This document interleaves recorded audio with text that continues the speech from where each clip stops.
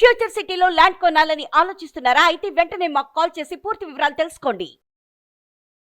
Hi hello నమస్తే, welcome back to our channel. ప్రస్తుతం మనతో పాటు స్టూడియోలో ఉన్నారు ఫ్యామిలీ కౌన్సిలర్ రజనీ రామ గారు. మేడంతో మాట్లాడతాం. నమస్తే మ్యామ్. నమస్తే నవీన. మ్యామ్, మంచి భార్యాభర్తలుగా ఉండాలి అంటే మీరు ఇచ్చేటటువంటి టిప్స్ ఏంటి? ఇవి చాలా మందికి ఉపయోగపడతాయి ఈ జనరేషన్ వాళ్ళకి. చాలా మంది ఏంటంటే మ్యారేజ్ అయిపోయింది, నేను మంచి భార్యనని భార్య అనుకుంటుంది, నేను మంచి భర్తని, అందరికంటే నేనే మంచి భర్తని భర్త అనుకుంటాడు. అంటే అసలు మంచి భార్యాభర్తలుగా ఉండాలి అంటే ఉండాల్సినటువంటి క్వాలిటీస్ ఏంటంటారు? అసలు మంచి భార్యాభర్తగా ఉండాలని అనుకుంటే ముందు అసలు వాళ్ళు ఎలా ఉండాలి, ఏం చేస్తే మంచి భార్యాభర్తలు అవుతామనేది ముందుగా తెలుసుకోవాలి. ఇది ఇంతకుముందు కూడా మనం చెప్పుకున్నాం. పెళ్లి చేసుకునే ప్రతి జంట కూడా ముందుగా వైవాహిక జీవితం గురించి ఒక అవగాహనకి వచ్చిన తర్వాత పెళ్లి చేసుకోవాలంటే, పెళ్ళయిన తర్వాత రెగ్యులర్ లైఫ్లో రొటీన్లో ఎన్నో ఉంటాయి, ఎన్నో ఎన్నో ఎన్నో ఉంటాయి. అవి ప్లస్లు ఉంటాయి, మైనస్లు ఉంటాయి. ఇప్పుడు మీకు ఎంతసేపటికి ప్లస్లే తీసుకుంటే ఎలా? ఇప్పుడు ఒక వ్యక్తికి అనేకమైన అలవాట్లు ఉంటాయి, అవి కూడా యాక్సెప్ట్ చేయాలి కదా. లేదు అన్ని ప్లస్లే చూస్తూ పోతూ ఉంటే మ్యారేజ్ అయిన రెండో రోజు నుంచే మనకి గొడవలు వస్తాయి, అభిప్రాయ భేదాలు వస్తాయి. ఫస్ట్ ఇది ఇలా ఉండకూడదు, ఇది ఇలా చేయకూడదు అని ఒకళ్ళు చెప్పుకున్నారనుకోండి, అమ్మాయికి అబ్బాయి అయినా అబ్బాయికి అమ్మాయి అయినా సరే చెప్పుకోవటం వల్ల ఏమవుతుంది, ఒకసారి రెండు సార్లు మూడోసారి నుంచి కోపాలు వస్తాయి. దాంతో ఏమవుతుంది, ఎదిరించాలన్న కోరిక వస్తుంది. మరి నువ్వు చేయట్లేదా, నేను ఇలా చేశానంటున్నావు, నువ్వు అది చేయలేదా, మరి నువ్వు అది సరి చేసుకోవచ్చు కదా, అంటే నేను భర్తను కదా నువ్వు నాకు చెప్తావా అని అంటే మరి నువ్వు నాకు చెప్పచ్చా, ఇలా వచ్చేస్తాయి అన్నమాట. కాబట్టి ఇవన్నీ పెళ్ళయ్యాక వస్తాయి అని ఫిక్స్ అయిన తర్వాత ఇష్టమైతేనే పెళ్ళి చేసుకోండి అని నేను చెప్తా. పెళ్ళంటే అవన్నీ ఉంటాయి. ఇప్పుడు మన ముందే మన పేరెంట్స్ కూడా అప్పుడప్పుడు గొడవ పడుతూ ఉంటారు ఎప్పుడైనా. ఇప్పుడు అది పిల్లలు చూస్తూనే పెరుగుతారు, అది సహజమే కదా. మరి అలాగే మాకు వస్తాయి. కాబట్టి మేము కూడా సరిపెట్టుకోగలగాలి అని ఒక నిర్ణయానికి వచ్చిన తర్వాత పెళ్లి చేసుకోవాలి. అంటే నెగటివ్స్ కూడా ఉంటాయి. అబ్బాయి ఎర్రగా ఉంటే సరిపోయిందా, మంచి సూటు బూటు వేసుకుని బ్రహ్మాండంగా బాగున్నాడని చేసేసుకుంటాం. ఇంటికి పెళ్ళైన తర్వాత అతను లుంగీ మీద ఉండొచ్చు, షర్ట్ లేకుండా కూర్చోవచ్చు, అది నీకు నచ్చకపోవచ్చు, కానీ అది అతనికి ఫ్రీ. అప్పుడప్పుడు కూర్చోవాలనిపిస్తుంది, ఎప్పుడు సూట్ వేసుకుని కూర్చోవాలంటే అవుతుంది, అది నీకు నెగిటివ్. ఇప్పుడు రెగ్యులర్ 24 hours కలిసి ఉంటున్నప్పుడు మరి అలాంటివి కూడా ఉంటాయి, అవి కూడా నువ్వు రిసీవ్ చేసుకోగలగాలి. అంతేగాని సినిమా హీరోలాగానే 24 గంటలు కనపడాలంటే అది కష్టం. ఇది జీవితం, సినిమా కాదు.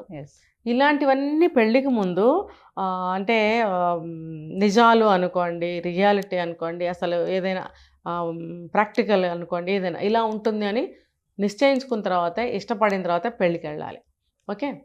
సో డే 1 నుంచి, మ్యారేజ్ అయిన డే 1 నుంచి కూడా వీళ్ళు భర్త ఏం చేయాలంటే భార్యని ఇంకొక తల్లిలాగా చూడటం అలవాటు చేసుకోవాలి.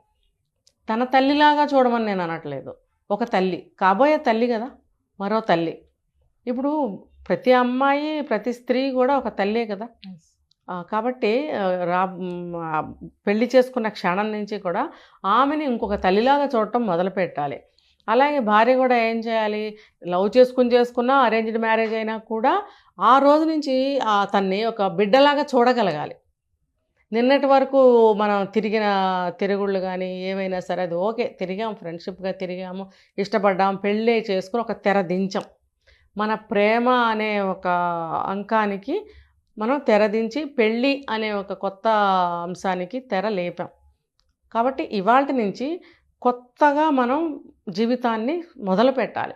ఆ మొదటి స్టెప్ ఏంటంటే భార్యకి భర్తని ఒక కొడుకులాగా, మొదటి బిడ్డలాగా చూడగలిగితే వాళ్ళ వైవాహిక జీవితం చివరి వరకు బాగుంటుంది.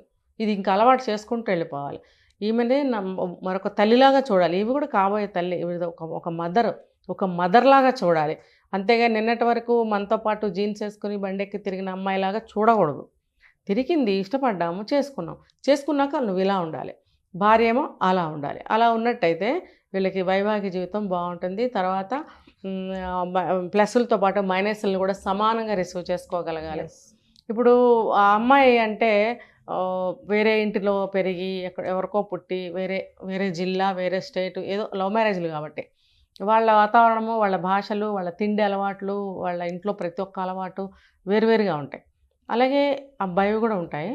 సో ఎక్కడి నుంచో ఎక్కడో పుట్టి ఎక్కడో పెరిగి నన్ను ఇష్టపడి నా దగ్గరకు వచ్చింది, మరి రేపు నా వంశానికి పిల్లల్ని ఇస్తుంది, తర్వాత మంచిగా టైంకి అంటే మంచిగా కాపురం చేసే అమ్మాయిల కోసం చెప్తున్నా. ఇప్పుడు ఈ రోజుల్లో అందరూ అలా లేరు. ఉండమని నా కోరిక. ఉంటే జీవితాలు బాగుంటాయి. ఇప్పుడు ఎంత లవ్ చేసుకున్నా, ఎంత బాయ్ ఫ్రెండ్స్తో తిరిగినా చివరికి డెస్టినేషన్ ఏంటి? సెటిల్మెంట్ ఎలా వస్తుంది? ఒక మ్యారేజ్తోనే కదా సెటిల్మెంట్ వస్తుంది, కంక్లూజన్ అనేది. మరి ఆ మ్యారేజ్ చేసుకున్న తర్వాత ఆ మ్యారీడ్ లైఫ్ని కాపాడుకోవాలి కదా. 3 రోజుల్లోనో 3 నిమిషాల్లోనో 3 సంవత్సరాల్లోనో విడాకులు తీసుకుంటున్నారు. ఎందుకు తీసుకుంటున్నారు? విడాకులు తీసుకోవాలి అని అనుకున్నప్పుడు పెళ్ళే చేసుకోకూడదు. పెళ్లి చేసుకున్నప్పుడు ఎలాగా జీవితాంతం కలిసి ఉండాలనే ఆలోచన చేసే వాళ్ళకి మాత్రమే నేను ఇప్పుడు చెప్తున్నాను. సో ఎక్కడి నుంచో వచ్చిన అమ్మాయి మన వంశానికి పిల్లల్ని ఇస్తుంది, మన కడుపుకి ఆకలికి కమ్మగా భోజనం వండి పెడుతుంది. ఒకవేళ ఉద్యోగం చేసే అమ్మాయి అయినా సరే, హౌస్ వైఫ్ అయినా సరే, ఆ ప్రేమ ఆప్యాయత భర్త మీద గౌరవం ఉన్న అమ్మాయి చేసే పెడుతుంది. తను చేసి ఆఫీస్కి తను తీసుకెళ్తుంది, భర్తకి చేసిస్తుంది. లేదు అటువంటి అభిప్రాయం లేని అమ్మాయి అయితే చేయదు. నేను మంచి అమ్మాయిలకి అని చెప్పాను కదా ఇప్పుడు ఇది. సో మరి తర్వాత తన ఇంటిని ఒక సైనికుల్లా కాపాడుతుంది. ఇది ఏ తరంలో ఇల్లాలకైనా నేను చెప్తున్నాను. ఇప్పుడు మా వయసు వాళ్ళైనా, మీ వయసు వాళ్ళైనా, నెక్స్ట్ జనరేషన్ వాళ్ళకైనా ఇదే. ఒక ఇంటిని ఒక మంచి అమ్మాయి సైనికుల్లా కాపాడుతుంది. తర్వాత భర్త కీర్తి ప్రతిష్టల్ని పెంచుతుంది, పరువు ప్రతిష్టల్ని కాపాడుతుంది. మరి భర్తకి పెద్ద వయసు వచ్చిన తర్వాత హెల్త్ బాగోకపోతే తన వంతు తను ఎంత చేయగలిగితే అంత చివరి వయసు వరకు ఏదో ఒక సేవ చేయటానికే ప్రయత్నిస్తుంది. జీవితం చివరి వరకు తోడు నిలబడుతుంది ఒక మంచి అమ్మాయి. మరి అలాంటి అమ్మాయిని ఎలా చూడాలి? మరి అలాగే ఒక అమ్మాయి కూడా భర్తని, ఇప్పుడు ఇద్దరూ కూడా పెళ్ళి అవ్వటమే భర్త నా బానిసం చేసుకోవాలని, భార్యని నా బానిస చేసుకోవాలని, పని చేయటానికే వచ్చాడు అని అనుకోకూడదు. ఇద్దరు ఒకరికొకళ్ళు హెల్ప్ చేసుకోండి, సేవ అనుకోండి, సహాయం అనుకోండి. లేకపోతే ఇద్దరం జాబ్ చేయాలి, టైం సరిపోవటం లేదనుకోండి, ఇద్దరూ సహాయం చేసుకుంటే గబగబా వెళ్తారు కదా. దెబ్బలాడుకోవద్దు, ఎవరికి అయినంతలో వాళ్ళు చేసుకోవాలి. బానిసను చేయటానికి ప్రయత్నించకండి. ఒక మంచి అమ్మాయి ఏం చేస్తుందంటే భర్తని రాజుని చేయాలని చూస్తుంది. ఎందుకో తెలుసా? తను రాణి అవ్వచ్చు కదా. భర్త రాజు అయితే తను రాణే కదా. మరి అప్పుడు ఎంత బాగుంటుంది, చాలా బాగుంటుంది. తెలివిగల అమ్మాయి చేయాల్సిన పని ఇది. అంతేగాని బానిసం చేయకూడదు. అబ్బాయి అయినా అమ్మాయిని బానిసం చేయకూడదు. సో ఇవి తెలుసుకోవాలి. తర్వాత అమ్మాయి ఏం చేయాలి? భర్త కష్టపడి వస్తున్నాడు, అతనికి ఇంటికి రాగానే కాస్త సేద తీర్చే మాటలు, కాస్త టీ, కాఫీ, మంచినీళ్ళు, ఏదైనా స్నాక్స్ ఉంటే పెట్టడము, అన్నిటికంటే మించి చల్లగా మాట్లాడటము. ఇంట్లో ఉండే అమ్మాయి అయినా, ఉద్యోగం చేసిన అమ్మాయి అయినా సరే, ఇద్దరు కలిసి వెళ్తారు, కొంతమంది కలిసి వస్తారు. ఇంటికి రాగానే తాళం తీసుకుని ఇంట్లోకి వచ్చి కూడా చేయవలసిన పని ఇది. గబగబా ఇద్దరు కలిసి ఒకరికొకరు వాటర్ ఇచ్చుకోవచ్చు. స్నాక్స్ ఏమన్నా రెడీగా ఉంటే ఎవరో ఒకరు తీసి ఇద్దరికి పెట్టచ్చు. అదే కానీ ఇంట్లోనే ఉన్న అమ్మాయి అయితే కనుక మరి ఎండలో తిరగదు కదా. అతనంటే ఎండలో తిరుగుతాడు, ట్రాఫిక్లోంచి కష్టపడి వస్తాడు, ఆఫీస్లో ఎన్నో ఎదుర్కొంటూ ఉంటాడు. తను ఏమనుకుంటాడు? నా కష్టం గుర్తించాలి నా భార్య అనుకుంటాడు. నేను ఇంత కష్టపడుతున్నాను కదా, మరి నా కష్టం గుర్తించి నన్ను మంచిగా నువ్వు ఇలా కష్టపడుతున్నావు అని అనాలని కోరుకుంటాడు. భార్య ఏం కోరుకుంటుందో తెలుసా? పొద్దుటి నుంచి పని చేస్తున్నావు కదా.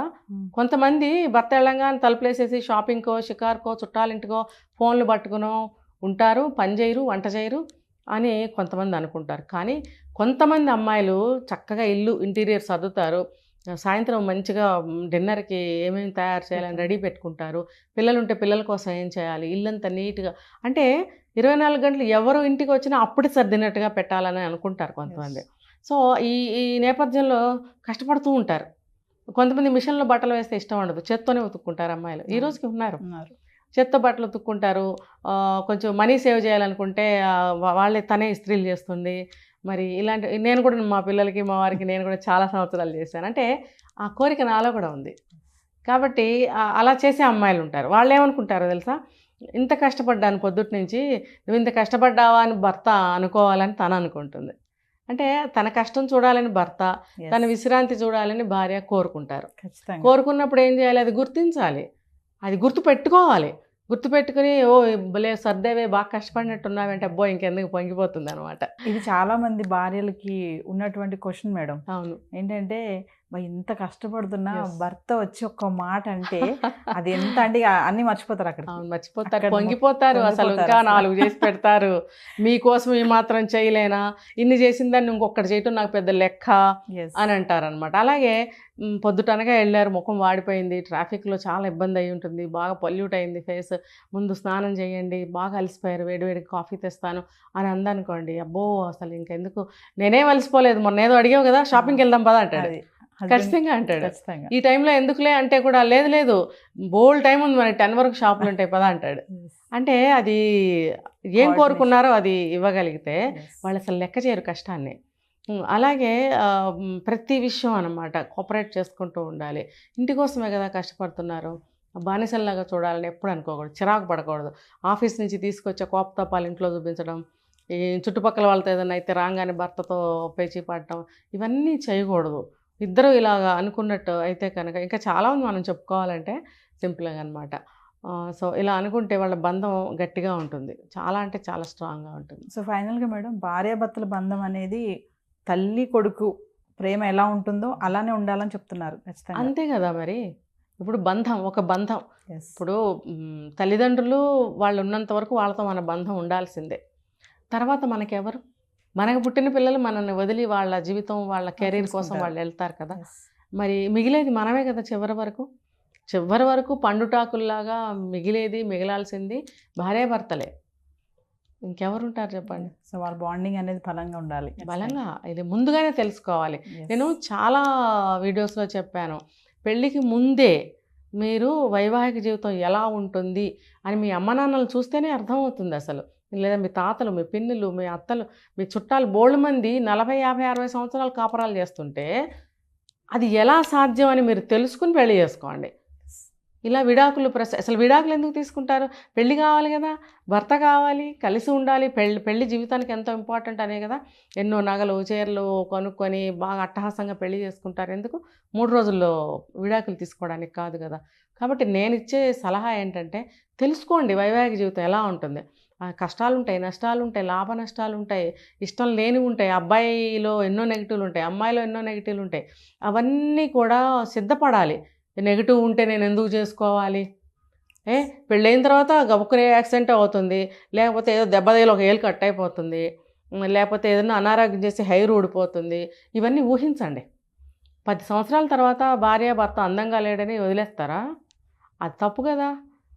ఏది వచ్చినా సరే లైఫ్లో ఇలాంటివి వస్తాయి అని సిద్ధపడి ఇష్టమైతేనే న్యాచురల్గా ఉంటేనే మీరు పెళ్లి చేసుకోండి. Thank you.